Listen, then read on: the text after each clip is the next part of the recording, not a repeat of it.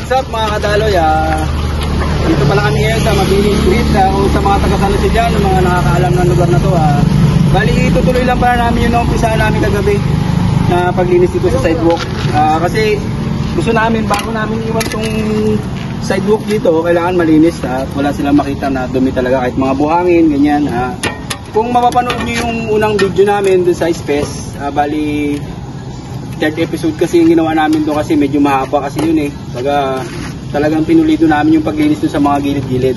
Yun, bali sa mga solid supporters namin dyan, maraming salamat sa mga followers namin.